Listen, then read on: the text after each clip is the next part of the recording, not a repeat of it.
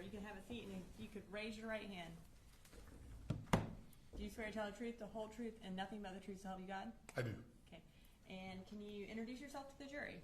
I'm Howard Carter. I am a registered nurse at Northeast Georgia Medical Center in Barrow County. And how long have you been a registered nurse? About 7 years. Have you spent that entire 7 years in the Barrow County Hospital? No, ma'am. I was with Piedmont Walton first. Okay. What educational background do you have that qualifies you for your position as a nurse?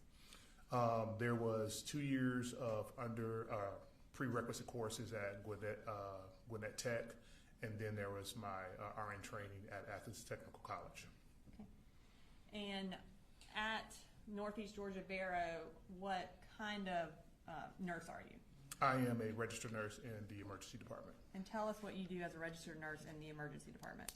We are the first line when you come to the hospital. We triage and we determine, as a nurse there, we treat and either send you to transfer or send you into our hospital or send you home.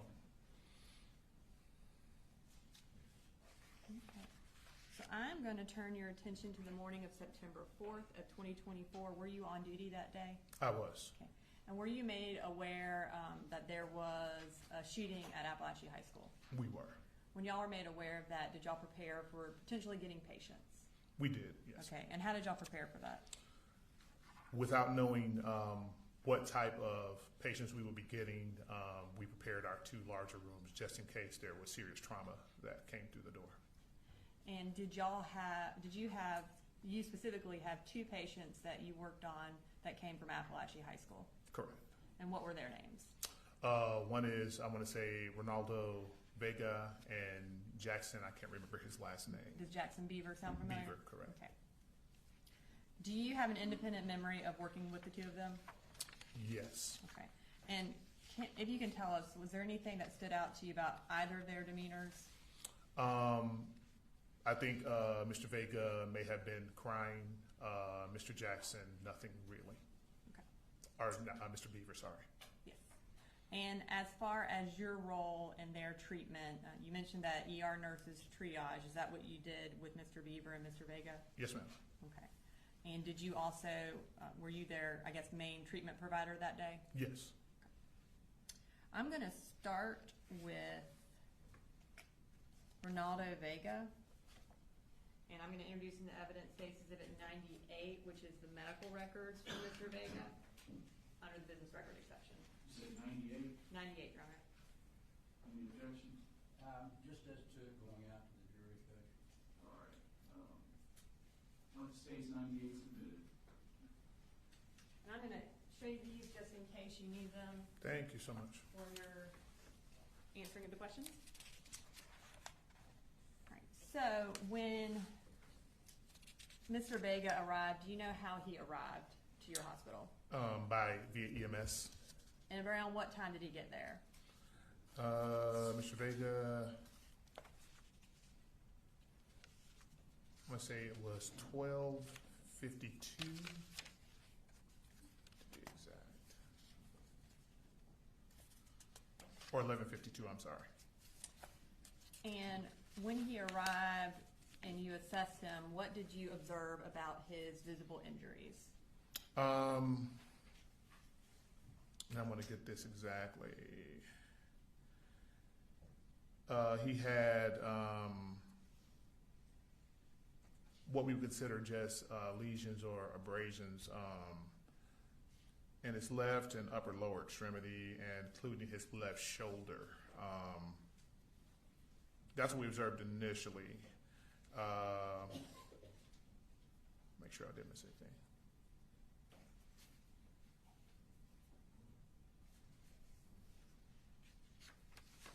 And most of those fragments were at the surface of the skin. Yeah. Okay. And you said you observed abrasions or lesions.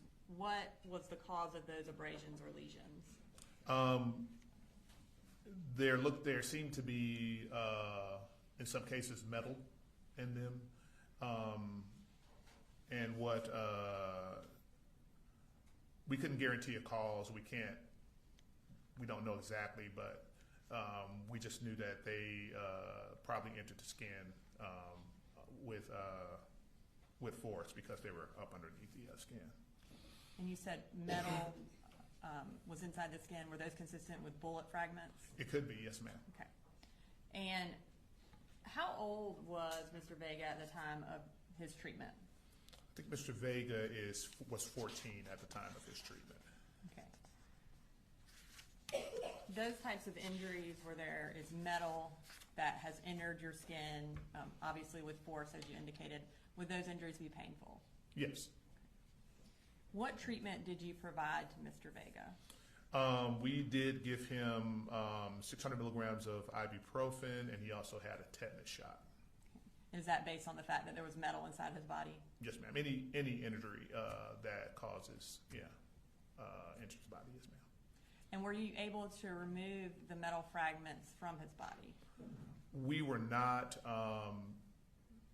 as per the provider, the metal would have to, because it would have been tissue disruption from what, as per the provider, it would grow out of his skin. The skin would push it out over time. Okay. So essentially causing, or I guess trying to take the metal fragments out would cause more damage. Yes. And y'all chose to kind of let them work themselves out Yes, on their ma'am. own. Okay. Now, at this time, I'm going to move to Jackson Beaver. I'm going to introduce into evidence State's Exhibit 99, which are the medical records for Mr. Beaver under the business records exception as well. Any objection to 99? Same objection, Judge. All right, 99 is submitted. And was Mr. Vega able to leave that day from the hospital? Yes. Did y'all, before we get to Mr. Beaver, before Mr. Vega left, did y'all kind of assess his emotional needs and provide resources if needed for that as well? If I remember correctly, and looking through actually more than what you guys have here, I think we let him speak to behavioral health. Okay. And is that something that you do when someone has been through a traumatic experience? Yes. Now, moving to Mr. Beaver, did you have the same role in his treatment that you had in Mr. Vega's treatment? Yes, ma'am. Okay. And approximately what time did Mr. Beaver arrive at the hospital? It looks as if that is going to be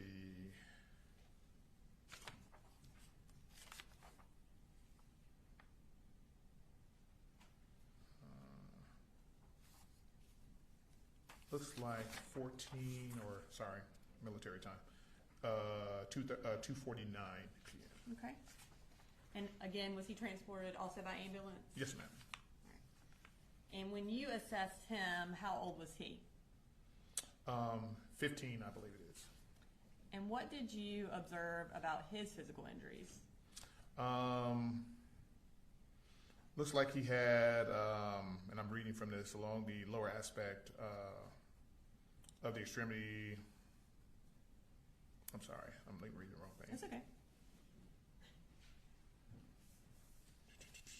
I'm going to tell you exactly.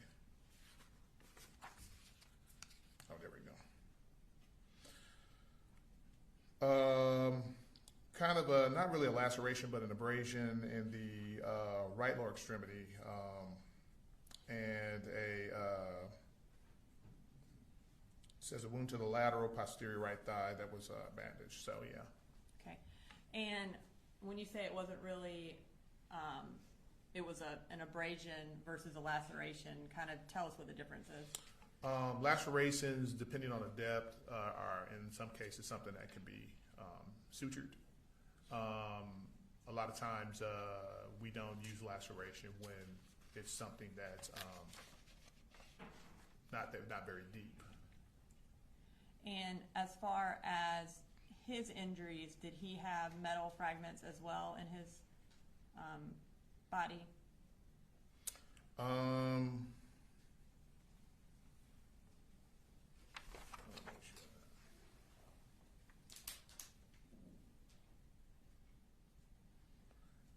Let's see.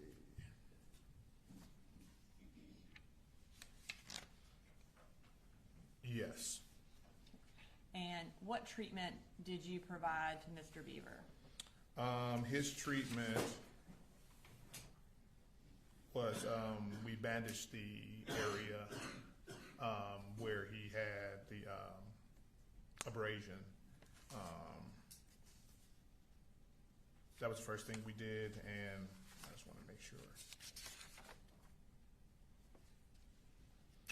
He was also x-rayed to make sure there weren't any Like fractures? Right. Because of